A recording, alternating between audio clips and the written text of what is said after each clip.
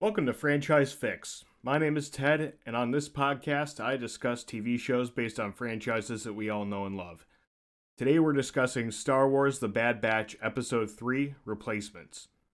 And yes, I know it's Monday of the next week, and I'm talking about an episode that aired last Friday. I know I'm late to the game, but better late than never, I guess. Anyway, let's get on with this episode. Spoilers ahead.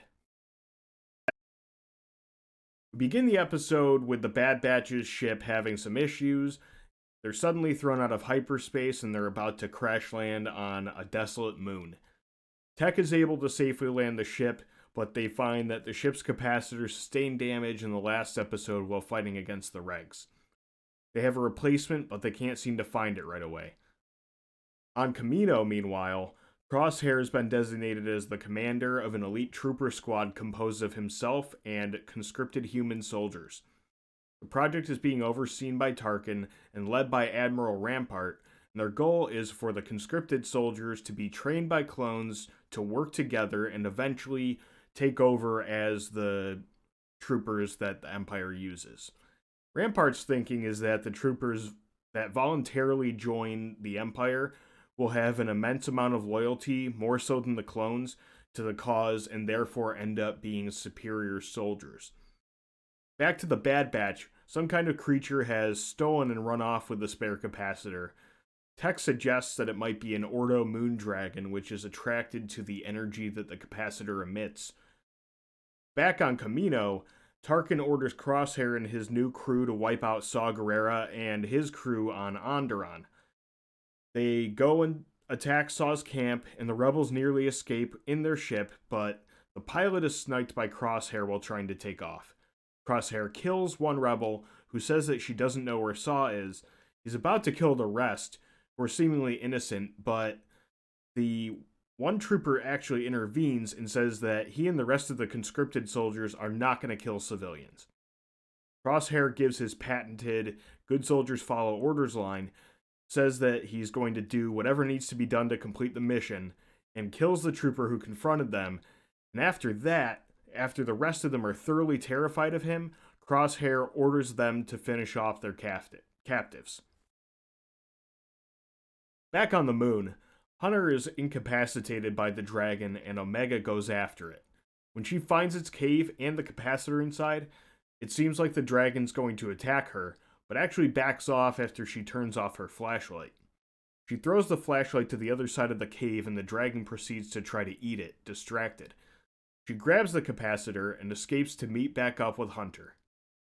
One more time back to Kamino, the Kaminoan Prime Minister is fearful of the Empire's move away from contracting them to create and train clones. He mentions what seems to be a last-ditch experimental clone that they would need to use a current clone to create. He also says that they only need one of these current clones to create it, but he's not worried about that because the clones are basically Kaminoan property. Finally, to wrap up the episode, Wrecker shows Omega that he made her a room of her own on the ship, and she loves it despite how crudely put together it is. So, now that the summary's out of the way, let's get into my thoughts on the episode. I thought this episode was a bit of a filler type episode, and it was the shortest one we've had so far, coming in at about 20 minutes, if you don't count the 7 minutes of credits at the end. Few things did stick out to me though, and I want to talk about those. So first, this episode represented some small growth in the dynamic between Cloforce 99 and Omega. Though they seemed reluctant to do so at first, Hunter ends up allowing Omega to join him in the retrieval of the capacitor. This ends up showing some trust that is growing between them, especially after Omega was the reason that they ended up succeeding in this mission, and he's learning to seemingly let go of some of the preconceived notions he had about her technically being a child. He seems to be treating her more as a fellow clone rather than some burdensome little kid. It's also nice to see that the other members of the crew are accepting her as one of their own, as Wrecker takes it upon himself to decorate her quarters and provide her with her own space. Another interesting dynamic is that of the conscripted soldiers and their leader Crosshair. Crosshair is compelled to follow orders after his inhibitor chip functions are amplified in the first episode, but he has a conflict with the trooper who refuses to murder innocent civilians. After Crosshair makes an example of that trooper, the rest of the conscripted soldiers follow his lead, seemingly out of fear. Now, what makes this interesting to me is that Rampart, the guy running the show here, believes that volunteerism is what ultimately will make a loyal soldier, but it seems, at least for right now, that having literal control over troopers may be the most advantageous thing to the Empire, and that's what the clones currently offer. It's going to be interesting to see where things go as far as the transition from the clone army to the hapless troopers who can't hit the broadside of a bantha that we get in the original trilogy era. I'll also be keeping an eye on what the Kaminoans are doing, as a low demand for their services seems to have made them desperate enough to use experimental methods to gain back the business and favor of the Empire. I wish there were more clues as to what that's going to look like, but we at least know that they need one clone to create their experimental soldier. Overall, this episode was okay to me. I'm intrigued by some of the character and power dynamics moving forward, and the prospect of some kind of uber clone abomination. That seems pretty cool.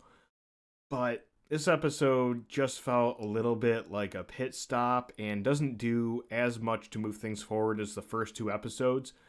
That being said, I think that's to be expected at some point, since this show is going to be 16 episodes, longer than something like, say, The Mandalorian. And, we can't expect every episode to be like the first episode, which was basically movie length, and even the second episode, which was closer to about a half hour. So that wraps up the discussion on Bad Batch Episode 3.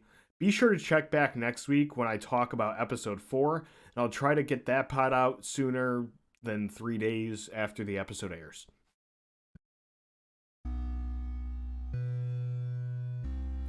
Lastly, please like and subscribe on YouTube if you like our content. Follow us at Franchise Flicks on Twitter, and be sure to subscribe to us on your favorite podcast app.